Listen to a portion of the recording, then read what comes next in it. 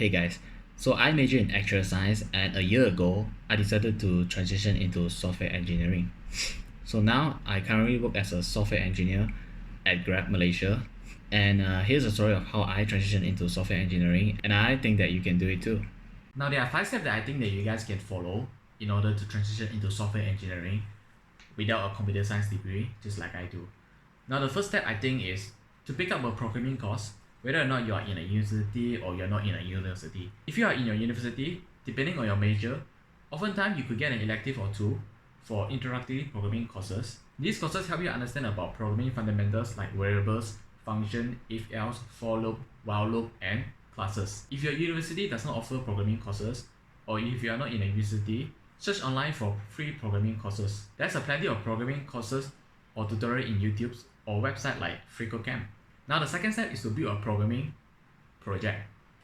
For me, I built a web project, which is something like a Facebook social app where users can sign in and follow other users, create posts and allow post interaction such as likes and comments. It is a local project, but it's good to showcase to your future employers about your dev skills. I use the MERN stack, which is the MongoDB, Express, React, and Node.js to build the web project.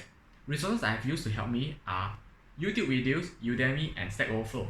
Online resources are really all you need.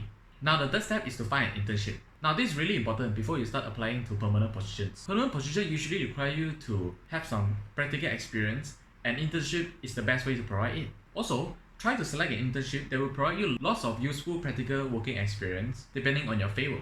I landed myself a software engineering internship with Team, one of the Malaysia's tech startup, and from there I learned many core software engineering principles, how engineers should work together, what is the modern software engineering culture, and in general, the software engineering experience. It all depends on your choice. Now the fourth step is to prepare for coding interviews. If you plan to start applying to big tech companies like Grab in Malaysia, or any other companies such as Google, Facebook, Airbnb, Netflix, you should start preparing coding interviews. For me, while I'm having my internship, I started practicing my coding interviews by doing lots of coding questions. The resources I use are LeetCode, the elements of programming interview in Python version, and again, YouTube videos. Now the final step is to start applying to many companies, as many as possible. Remember, interviews are just numbers game. Maybe the first time you apply, you aren't doing that well, and you realize there are something that you can do better for it. Maybe the other time the company rejected you, simply because the job requirements aren't just for people like you. My advice is to start experiencing these coding interviews as early as possible.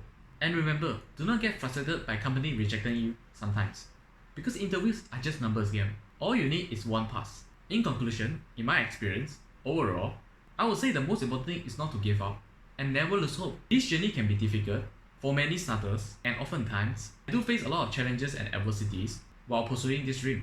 Always remember, it does not matter how many times you fail, because all you need is one pass to shine. My name is Jenn Wah, and I hope to give you useful advices of how I transitioned into software engineering, and I believe you could do too. This is the Jenn Wah Tech channel, and I will see you in my next video. Ciao!